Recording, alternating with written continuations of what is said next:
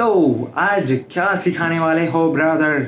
Yes, हम सिखाने वाले हैं आज स्नायु शरीर। जैसे कि आपने थंबनेल में देखा होगा, आज हम सीखेंगे स्नायु शरीर। तो देखिए, पहले तो हमारा संधि हो चुका है, ठीक है। अभी जॉइंट्स का मैंने बता दिया था कितने मार्क का है, 10 मार्क का है।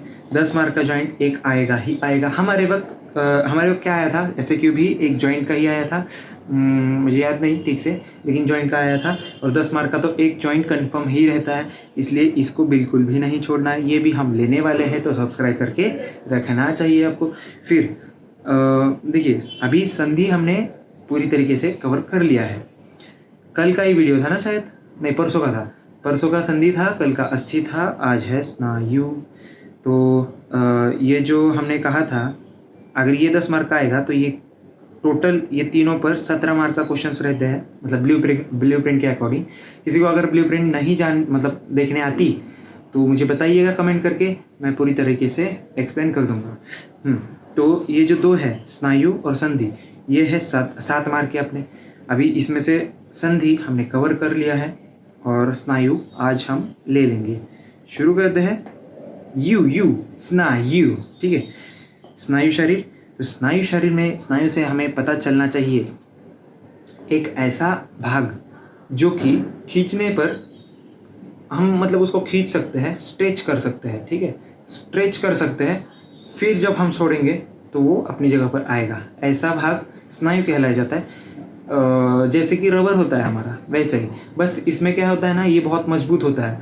ये ऐसा नहीं, रबर को अगर ज़्यादा खींच दोगे तो उसका जो फ्रैक्चर पॉइंट रहता है वहाँ पे जाके वो टूट सकता है। लेकिन ये बहुत ज़्यादा इसको तानना पड़ेगा, ठीक है। तो स्नायु शरीर में सबसे पहले हम देखते हैं, स्नायु जो होता है वो शरीर का, एक मिनट, इसको थोड़ा सा छोटा करना पड़ेगा, बस ओके, हाँ ठीक है, इतना। तो स्नायु जो होता है, एक मिनट यार, हाँ, ये हमको ऐसा सब पसंद नहीं है, गंदा चीज़ करना, ओके। स्नायु शरीर, स्नायु से हमें पता लगता है कि स्नायु कैसा होता है। मतलब स्नायु किसी ने देखा होगा, शायद डिसेक्शन आपके कॉलेज में होता होगा, नहीं होता होगा, आई डोंट नो, बट स्नायु अगर आपने देखा होगा, टेंडॉन्स, लिगामेंट्स आपने देखे होंगे, तो उसका कैसा रहता है, रंग श्वेत रहता है। सूत्रमय यानी धागेदार, ठीक है, सूत्रमय उसी को कहते हैं। मजबूत होता है और मजबूत धातु का है वो, मतलब धातु नहीं है वो, स्नायु एक उपधातु है, मजबूत धातु का है। कौन से धातु का उपधातु है ये भी बताने वाला हूँ, रुक जाओ। हाँ, दूसरी बात है कि ये संधि और मांस, इनको बांधने का कार्य करता है। यहाँ पर मराठी में मैंने लिखा है, लेकिन I will explain each and all points of this chapter. So समझ के लेना चाहिए आपको, मेन ये है। लैंग्वेज का कोई इश्यू नहीं है, अगर कुछ अड़चन आई तो नीचे कमेंट कीजिए, ठीक है। दलहन, अभी यहाँ पर पहली तो बात जान लेनी चाहिए आपको, स्नायु होता है, मैंने जैसे कि बताया कि खिंचाव पैदा करता है। तो यहाँ पर धनुष्य के डोर के प्रमाण, तो धनुष्य का जो डोर होता है, जिसको लगाम क्या बोलते हैं, लगाम ही बोलते हैं ना, या घोड़े की लगाम होती है। धनुष्य का क्या होता है पता नहीं मुझे, प्रत्युंचा चढ़ाते हैं ना, तो यही होता है ना, पता नहीं, आप देख लेना। तो उसमें हम जब खिंचाव तैयार करते हैं ना, तो वो स्ट्रेच होता है ना, वो पार्ट मतलब जो डोर रहती है वो खींचता है। तो वो जो खींचता है ठीक उसी की तरह से स्नायु होता है, ऐसा दलहन का कहना है। फिर नेक्स्ट है सुश्रुत कहते हैं स्नायुओं का वापर। अभी सुश्रुत से हमें हर बार सुश्रुत अगर आएगा तो सबसे पहले हमें सर्जरी याद आना चाहिए, ठीक है। सुश्रुत ने पूरा जो सुश्रुत का काम है ना, पूरा सर्जरी रिलेटेड है, इसीलिए एनाटोमी में बहुत ज़्यादा सुश्रुत आपने देखा होगा। सब जगह सुश्रुत आता है, श्लोक में कहीं आया है सुश्रुत है, क्योंकि सुश्रुत ने डिसेक्शन करके पूरा छानबीन करके देखा था सब। ये 5000 साल से, मतलब 5000 वर्षों से पूर्व की बात है, मतलब लगभग 3000 साल तो मान ही लो, 3000 साल से पहले ही। चरक का तो 5000 साल से पहले है, इतना पता है मुझे। तो सुश्रुत जो थे वो कहते हैं कि स्नायु जो रहता है वो सीवन विधि के लिए, सीवन मतलब सीने के लिए हम यूज़ कर सकते हैं। उसका जो तंतु होता है वो सीवन विधि के लिए हम यूज़ कर सकते हैं।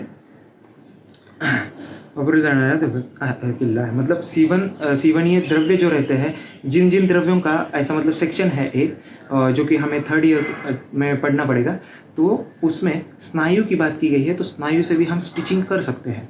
ठीक है। दोष है इसमें, कफ दोष है, वो तो सबको पता ही है, इतना ज़्यादा स्निग्ध वगैरह है और बहुत ज़्यादा कड़ा है, इसीलिए कफ दोष का ही होगा। और हाँ, मेद धातु का उपधातु है ये, यही बात मैं बोला था, मेद धातु का ही उपधातु है। अभी मेद से कैसे बनेगा? मेद का मतलब सीरा रहते हैं, अभी उत्पत्ति है आगे इसीलिए बता रहा। उत्पत्ति में क्या दिया है? मेद से स्नेह प्राप्त करता है। स्नेह मतलब स्निग्धता, ऑयलीनेस प्राप्त करता है। अभी मेद में कैसी स्नेहता आई? मतलब पृथ्वी और जल है ना उसमें, तो जलीय अंश जो है उससे स्निग्धता आती है। भूतों के मतलब पंचमहाभूतों के इसमें है, गुणों में है स्निग्धता तैयार करने वाला। क्लेद कुछ तो है ना, क्लेद किस में है? जल के इसमें है। तो इसी में मतलब वो बेसिक चीज़ें ज़रा मैं बताते रहता हूँ बीच बीच में, तो आपको बाद में वो फ़ायदा देगी। अभी तो चलो ये चैप्टर हो जाएगा। हाँ, तो मेद से स्नेह प्राप्त करके सीराओं से स्नायु तैयार होता है। मतलब सीरा जो हमारे रहते हैं, सीरा धमनी आपने पढ़ा होगा। सीरा मतलब सरनाथ सीरा, जो वहन का कार्य करते हैं, जो सरण कार्य करते हैं, उसको कहते हैं सीरा। तो सीरा क्या करते हैं? हमारा जो मेद रहता है, हमारे जो फैट्स रहते हैं, उसमें से वाटर का एब्जॉर्प्शन करके सीरा में वो एब्जॉर्प्शन होता है, और सीरा में एब्जॉर्ब होते इसका कन्वर्जन कहाँ हो जाता है? स्नायु में। तो स्नायु में जब कन्वर्जन होता है, मतलब स्नायु में जब कन्वर्जन हो रहा होता है, तो ये जो धातु है इसका खर पाक बनता है। खर पाक यानी कठिन पाक बनता है, तो इसी को हम स्नायु कहते हैं बेसिक। और इसी की वजह से, इस खर पाक की वजह से टनक या फिर मजबूती इसको आ जाती है, और ये प्रतिरोध क्षमता आ जाती है। प्रतिरोध यानी अगर कोई खींच रहा है तो उसको रोक पाना, मतलब खिंचाव अगर कर रहा है कोई, तनाव पैदा कर रहा है, तो उसको रोक पाना, यही प्रतिरोध कहलाता है। सिंपल। अभी संख्या में आप जान लीजिए, ये इंपॉर्टेंट है। ठीक है। सबसे पहले तो सीरा आपको ये तो याद ही करना पड़ेगा कि 900 है। आप कहीं पर भी जाओ, सबसे पहला तो ये है कि 900 सीरा है, आपको ये याद ही करने पड़ेंगे। फिर शाखागत उसमें से 600 है, ये भी याद करिए, क्योंकि ये जो है ना पूरा डिटेल में आगे भी दिया है, वो शायद से इतना मतलब डिटेल में नहीं करेंगे तो भी चल जाएगा, लेकिन ये करिए। मध्य शरीर में 230 है और ऊर्ध्व जत्रुगत में 70 है। अभी ऊर्ध्व जत्रुगत मतलब क्या? जत्रु यानी क्या? जत्रु यानी क्लैविकल के ऊपर वाला हिस्सा, क्लैविकल के ऊपर वाला हिस्सा इसी को कहते हैं ऊर्ध्व जत्रुगत, अपर क्लैविकुलर रीजन। ठीक है।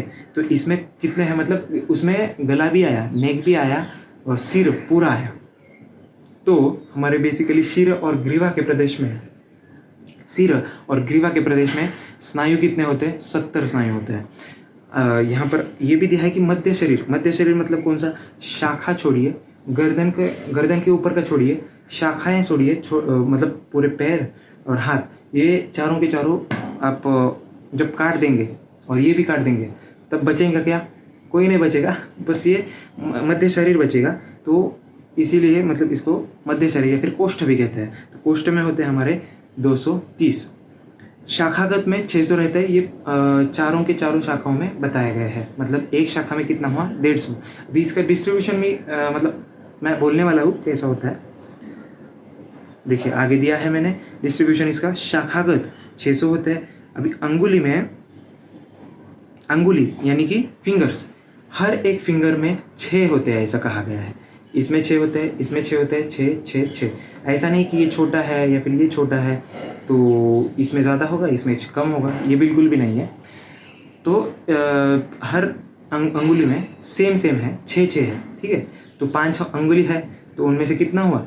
6 गुना 5 = 30। सिंपल सी बात, याद करना है तो कीजिए ये, लेकिन इम्पोर्टेंट भी है, कभी कभी MCQ के लिए ये पूछ सकते हैं। पादतल, अभी यहाँ पर पादतल मैंने यहाँ पर लिया है, लेकिन आप लीजिए कि पानीतल। पादतल के भी है, यहाँ पर पैरों का मैंने एक्सप्लेन किया है, बाकी कुछ नहीं। पानीतल में भी सेम होगा। पानीतल यानी हाथ का तलुआ, ठीक है, और पैर का तलुआ यानी पादतल। ठीक है। तो इसमें कितने रहते हैं? 10। कूर्च यानी ये वाला प्रदेश, मतलब कूर्च यानी ऐसे, मतलब यहाँ से ऐसे जाके या ऐसा फैल जाता है, इसी को कूर्च कहते हैं। कूर्च यानी बेसिकली ब्रश को कहा जाता है। तो ब्रश कैसा रहता है? पेंटिंग वाला, ऐसे मतलब नैरो नैरो रहता है, और यहाँ पर जब उसके बाल रहते हैं ना, हेयर्स रहते हैं ना, तो उसमें ऐसा फूला हुआ होता है ना, तो उसी तरह से ये कूर्च है। ठीक है, कूर्च आपको समझ में आया होगा। मर्म में भी है ना ये कूर्च और कूर्च शीर यहाँ पर होता है और यहाँ पर फैला हुआ होता है कूर्च। तो कूर्च, ये कूर्च हुआ और यहाँ पर कूर्च शीर हुआ। कूर्च में है 10, गुल्फ में है 10। गुल्फ यानी जानते होंगे, गुल्फ बोलिए या फिर मणिबंध। ठीक है, गुल्फ हम पैर वालों के बोलते हैं, तो यहाँ पर मणिबंध। तो इसी में सेम रहेगा, 10-10 रहेंगे। जंघा प्रदेश या फिर हमारा फोर आर्म इसको बोल सकते हैं, तो उसमें रहेगा 30, क्योंकि जो फिंगर्स की हलचल होती है ना, तो यहीं से होती है, तो वो सब स्नायु की मतलब कनेक्शन से होता है। तो जानु प्रदेश या फिर एल्बो भी मान सकते हैं या फिर जानु। ठीक है, कुरपर या फिर जानु। तो इसमें 10 है। उरु प्रदेश यानी हमारा जो हाइंड आर्म है वो, या फिर उरु प्रदेश मतलब हमारे थाइस को बोला जाता है। ये को रिलेट कीजिए आप, उस तरह से समझ में आएगा। फिर उरु प्रदेश में होते हैं 40। देखिए 40 होते हैं। वंशन प्रदेश या फिर कक्ष। कक्ष यानी ये वाला हिस्सा, ये वाला होता है कक्ष। और वंशन यानी ग्रोइन रीजन, आपको पता होगा। ठीक है, रिलेट कीजिए, कोरिलेट कीजिए ताकि आपको पता चले। तो इसमें रहते हैं 10, टोटल हुए गिन लीजिए 150। नेक्स्ट है मध्य शरीर में। मध्य शरीर में कटी प्रदेश, मध्य शरीरगत में 230 है। तो कटी प्रदेश यानी हमारा जो नितंब रहता है, तो वो हुआ कटी प्रदेश। हिप बोन जहाँ पर रहता है वो हुआ कटी प्रदेश। इसमें 60 रहता है। पृष्ठ भाग में अच्छा, मैंने जो बोला था ग्रोइन रीजन, तो वंशन प्रदेश ही लेना है वहाँ पे। कटी प्रदेश अलग होता है, थोड़ा सा ऊपर की तरफ होता है, वंशन थोड़ा सा नीचे होता है। ठीक है, इसलिए कंफ्यूज होने की कोई दिक्कत नहीं है इसमें। पृष्ठ मतलब बैक, और पार्श्व यानी ये ऊपर वाली बैक, पृष्ठ यानी पीछे वाली मतलब नीचे वाली सॉरी। फिर पार्श्व में रहता है 60, फिर उरे में रहता है 30, टोटल हुए 230। ग्रीवा प्रदेश में रहता है, अभी शिर और ग्रीवागत का इन्होंने डिस्ट्रीब्यूशन किया है, जो कि 70 थे टोटल ऊर्ध्वजत्रुगत। तो शिर प्रदेश में है 34 और ग्रीवा प्रदेश में है 36। हाँ, तो 70 इसका टोटल आ जाएगा। नेक्स्ट है प्रकार और स्थान। 4 प्रकार है वृत्त, प्रतानवती, वृत्त, पृथु, सुशिर। देखिए यहाँ पर प्रतानवती जब आएगा तब हमें याद करना है कि चपटा और लंबा। चपटा और लंबा जो भी होता है उसको हम क्या कहेंगे, प्रतानवती स्नायु में वो मतलब इस श्रेणी में आएगा। ठीक है, शाखा और संधि प्रदेश, इनमें ये पाया जाता है। शाखा जो होते हैं वहाँ पे, और संधि प्रदेश यानी हमारा जो कॉन्डाइलर लिगामेंट रहता है। कॉन्डाइलर लिगामेंट हर जॉइंट में आप पढ़ोगे, लिगामेंट्स में मतलब अगर किसी ने पढ़ा होगा जॉइंट्स, शायद से नहीं पढ़ा होगा क्योंकि 3rd टर्म में ज़्यादातर पढ़ते हैं बच्चे, तो किसी ने अगर पढ़ा है तो कॉन्डाइलर जॉइंट आप सभी ने पढ़ा होगा, कॉन्डाइलर लिगामेंट सॉरी। तो कॉन्डाइलर लिगामेंट, ये जो लिगामेंट रहता है उसी को हम क्या कहते हैं, प्रतानवती। तो ये संधि प्रदेश में भी होता है। फिर वृत्त यानी गोलाकार, जो गोले जैसा होता है उसको वृत्त कहते हैं। वृत्त यानी गोलाकार।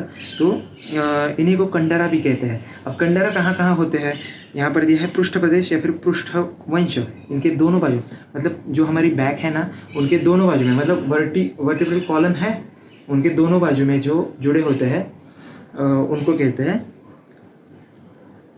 वृत्त। मतलब वो वृत्त प्रकार के स्नायु होते हैं।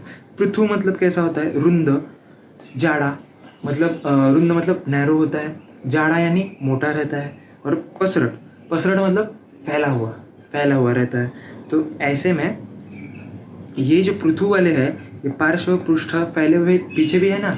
हम बॉयज़ विंग्स बनाते हैं ना हम जिम में, तो वो विंग्स जो है ना, मतलब वो मसल होते हैं वैसे तो, लेकिन स्नायु भी दिखते हैं यहाँ से, तो वो होते हैं। तो वो जो पृथु है ना वो यहाँ पर आते हैं। तो फैले हुए पृष्ठ, फिर उर, शीर इन प्रदेश में भी होते हैं।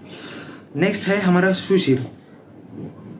अभी यहाँ पर प्रतानवती और पृथु, इनमें कंफ्यूज होने की कोई भी ज़रूरत नहीं है, क्योंकि प्रतानवती मतलब क्या कहा है, ये फैला हुआ है, लेकिन फैला हुआ कैसा है, मतलब तार की तरह है। और ये फैला हुआ कैसा है, ऐसा फैला हुआ है, समझ रहे हो ना।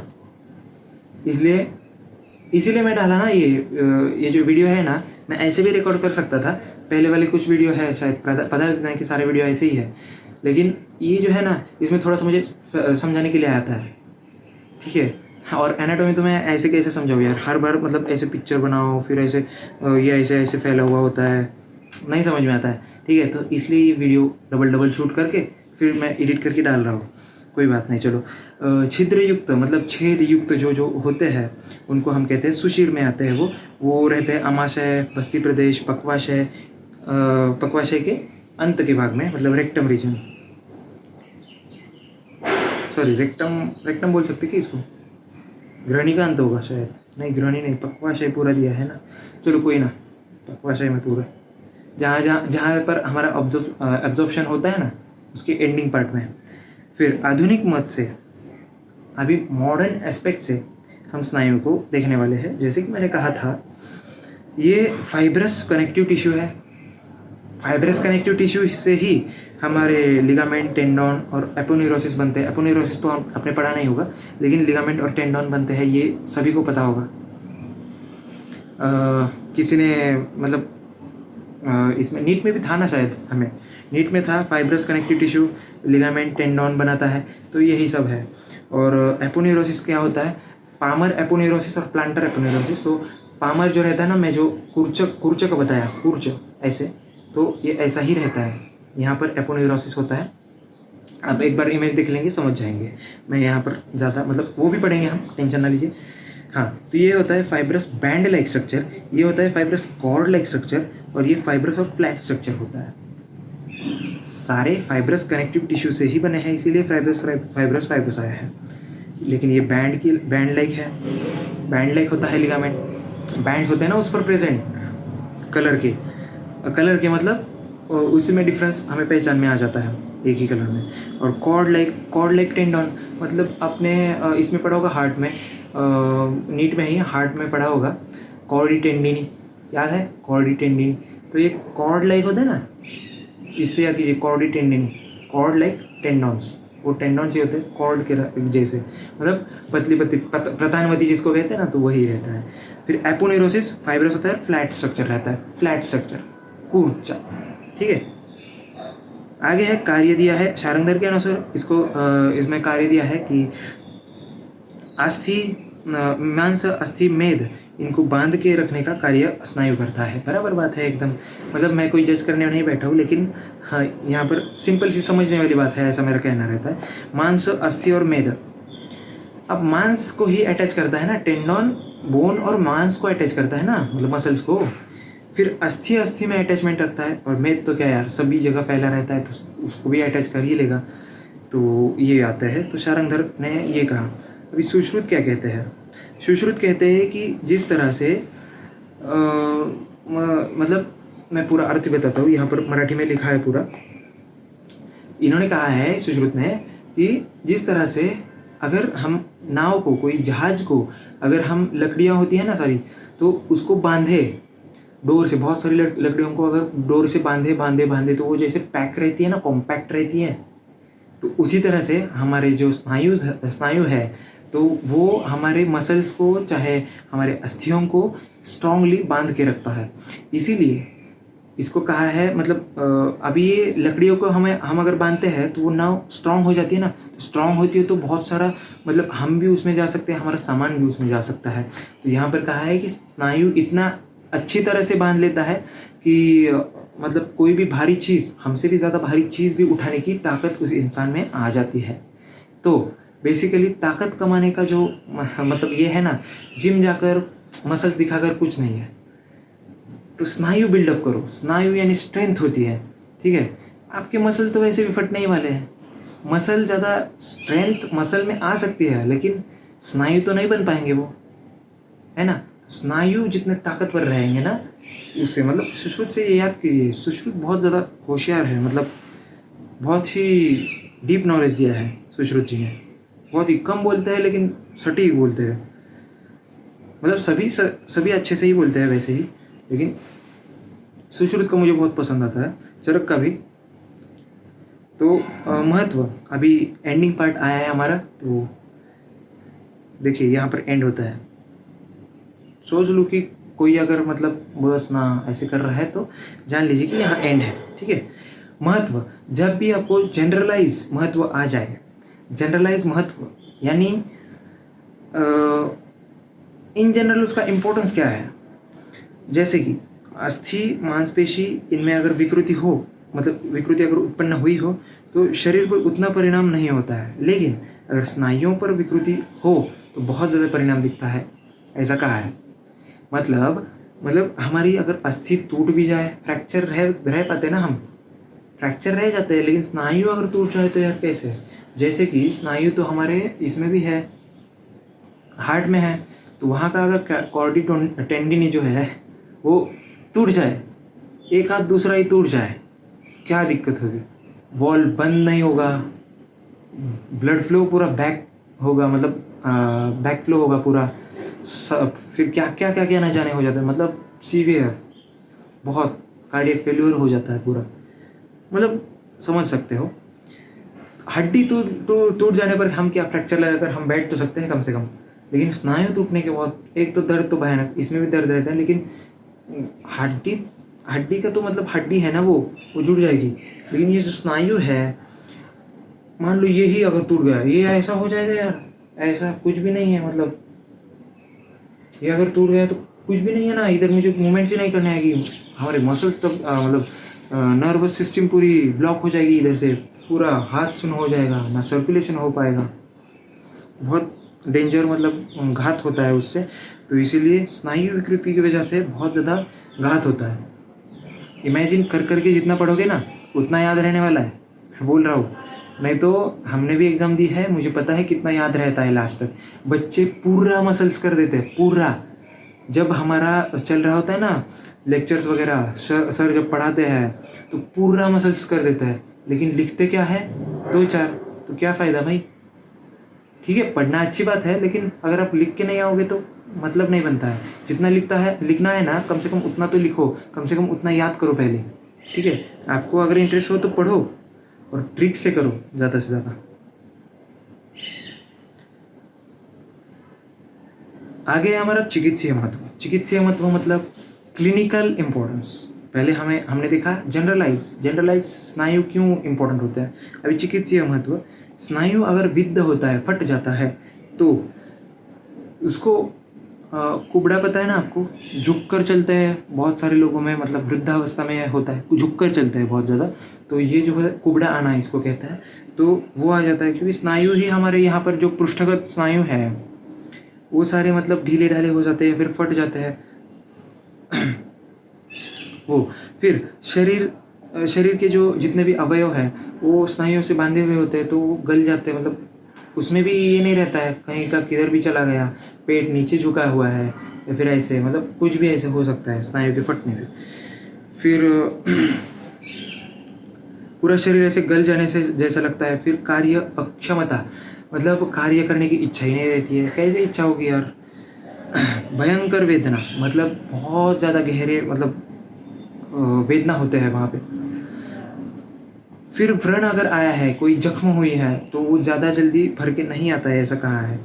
फिर वात जब कुपित होता है ना, तो सुश्रुत ने पहले तो बोला है कि वो जो भाग है वो स्तब्ध हो जाता है, वहाँ पर कंपन निर्माण होता है और वेदना तो होते ही है। वात कुपित स्नायु विद्ध, वात कुपित होने की वजह से वहाँ पर वात कुपित ही होता है ना जब स्नायु विद्ध हो जाते तो ऐसा है। फिर झटके आते हैं, हम किस तरह से बोल सकते हैं, ठीक है कोई बात नहीं, झटके बस याद कीजिए, इसमें ज़्यादा नहीं। मतलब कैसे होंगे कि अगर ब्लड पंपिंग वगैरह ठीक से नहीं होगा, यहाँ पर पूरे हमारे नर्व्स वगैरह ब्लॉकेज होगा, मतलब वेसल्स का ब्लॉकेज होगा, इसलिए मतलब पूरा ऐसा स्टिफनेस नहीं आ जाती है, तो वैसे हो जाता है। फिर इसकी वजह से फिर झटके वगैरह आना हो सकता है। फिर चरक ने बोला है बाह्याम अंतर्याम अभ्यंतरयाम, बाह्याम और अभ्यंतरयाम, खल्ली और कुब्ज। ये खल्ली और कुब्ज तो जाने दीजिए, आपको बाद में पढ़ने के लिए मिलेगा, लेकिन ये दो बाह्याम और अभ्यंतरयाम, ये दोनों एक तरह से बोल सकते हैं कि विकृति के एग्जाम्पल है। विकृति यानी बाह्य आयाम, मतलब क्या होता है, शरीर जो होता है ना वो बाह्य के बाजू में, मतलब बाह्य ऐसे बाग का नहीं खड़ा होता है ऐसे, तो ऐसे बाजू में झुक जाता है, इसको बाह्याम कहते हैं। और यही होता है अंतर्याम भी, सॉरी अभ्यंतरयाम भी। अभ्यंतरयाम मतलब ऐसे झुका हुआ, पूरा ऐसे झुका होता है। तो यहाँ पर अभ्यंतरयाम का कहा है कि धनुस्तंभ का एक प्रकार है। धनुस्तंभ नाम का एक अच्छा खासा मतलब बड़ा वाला चैप्टर, मतलब ये है, रोग है कह सकते हैं। तो इसमें क्या होता है, जो पैर के जो उंगली होते हैं, उर होते हैं, फिर उदर, गल, इनके स्थान पर स्नायु जल का आश्रय लेता है और बहुत ज़्यादा जल्दी बढ़ जाता है। स्नायु जल से ही बढ़ता है, सीरा से। मैंने क्या बोला था, सीरा से क्या होता है, सीरा हमारे मेद से जलीय अंश का शोषण करते हैं और क्या बनता है, खर भाग से स्नायु की निर्मित होती है। तो ये क्या करता है ना, ज़्यादा हमारे मतलब स्नायु होता है ना, तो ज़्यादा जल एब्जॉर्ब करके वो बढ़ता है। जल एक उसका पेय है, ठीक है, बढ़ता है और फिर अक्षेप निर्माण करता है वहाँ पर, पूरा ऐसा बल्जिंग जैसा फॉर्मेट ये करता है, इसलिए ये अंदर की ओर झुका हुआ रहता है, इसीलिए ऐसा कहा है। फिर शरीर अंदर की ओर झुका हुआ होता है, ऐसा कहा है, ठीक है। ये हमारा हो गया सिंपल और बहुत ही छोटा 26 मिनट का ये हुआ हमारा प्यारा प्यारा सा स्नायु का चैप्टर। अब देखिए, स्नायु हो गया, अस्थि हो गया और संधि भी हो गया है। 3 चैप्टर हमारे हो गए हैं। आगे कौन सा लेना है बताइए। फिलहाल तो अभी आप नहीं देखोगे वीडियो, ये जब आपके एग्ज़ाम आए नज़दीक तब आप देखोगे, ठीक है, कोई बात नहीं, क्योंकि मुझे अकेले को ही सारे वीडियोस तैयार करने हैं, मैं अभी से लगा हूँ, ठीक है। और बीच में मेरी यूटी भी है, तब मेरे वीडियोस नहीं हो पाएंगे, इसीलिए। बाकी कुछ नहीं, मैं अगले यूटी तक, आपके यूटी तक मैं कवर करने मतलब करना चाहता हूँ। अब होगा नहीं होगा हम बोल नहीं सकते। नहीं तो हम ऐसा करेंगे ना कि जब जब हमारा यूटी अगर बस नज़दीक में आए तो हम लाइव सेशन लेके आपको हर एक चैप्टर का एक शॉर्ट फॉर्मेट में ऐसे रिवीजन करेंगे, मतलब 1 शॉट जैसे नहीं होते हम, जैसे नीट में करते थे फिजिक्स वाला से, वैसे ठीक करेंगे। क्योंकि ये ना ज़रूरत मुझे भी पड़ती है, कहीं ना कहीं मुझे भी लगता था कि यार ऐसा कुछ हो जाए तो मतलब एग्ज़ाम के पहले बहुत मस्त होता, लेकिन ऐसा यूट्यूब पर बिल्कुल भी अवेलेबल नहीं है। ये बहुत ज़्यादा मतलब मुझे ऐसा लगा ना कि यार आयुर्वेद को इतना कम समझते हैं क्या लोग। लेकिन मैं हर एक चैप्टर पर मैं करूँगा, और सिर्फ बात फर्स्ट ईयर वालों की नहीं है, मैं जैसे जैसे बढ़ूँगा ना वैसे वैसे मैं धीरे धीरे सीखते सीखते, और कंसेप्ट क्लियरिटी पर मैं ध्यान दूंगा। आपका कंसेप्ट कैसा क्लियर होगा, जैसे कि मैं आगे चलकर एनिमेटेड वीडियोस वगैरह भी बनाने वाला हूँ, तो इससे ना आपको पता चलेगा कि यार वायु, व्हाट इज़ वायु, वायु का आश्रय स्थान कहाँ से क्या हुआ। आगे हमारा सेकेंड टर्म में बहुत ज़्यादा संप्राप्ति वगैरह हमें करना पड़ता है, तो उसमें ना हमें बहुत ज़्यादा मतलब त्रिदोष का प्रकोप हुआ, फिर वो आमाशय में प्रवेश किया, फिर वो क्या हुआ, वो कुक्षी में गया, फिर वहाँ पर रक्तजगुल्मा हुआ। तो वो सारी चीज़ ना मतलब मुझे एनिमेटेड तरीके से समझाने के लिए आप में बहुत ज़्यादा दिलचस्पी है, बस वो मुझे करना है। और बाकी आपको पूरी तरीके से समझे, जितना आप अच्छे से समझोगे ना उतना ज़्यादा चिकित्सा ठीक से हो पाएगी, यही बस मेरा एम है। बाकी देखो क्या है ना, मुझे कहीं ना कहीं नौकरी मिल जाएगी, मैं पैसा कहीं से भी कमा लूँगा, ये यूट्यूब भी एक ज़रिया नहीं होता है, ठीक है, ये भी ठीक है पार्ट टाइम के लिए, लेकिन ऐसा नहीं है। मैं अभी आप जानते हो BMS डॉक्टर, तो फिर कहीं पर भी सेट हो सकता है। और बाहर के देशों में भी कितनी ज़्यादा BMS वालों को अभी क्या हो रहा है आपको भी पता होगा, ठीक है, कितनी ज़्यादा डिमांड आ रही है। भारत सरकार भी इसीलिए आयुष प्रोग्राम वगैरह कितनी ज़्यादा मतलब ये करता है। तो जानिए उस तरफ खुद को ले जाइए। आयुर्वेद बहुत मस्त है, बहुत मस्त, अगर समझोगे तब। लेकिन समझता वही है जिन पर कृपा रहती है धन्वंतरी की। राधे राधे।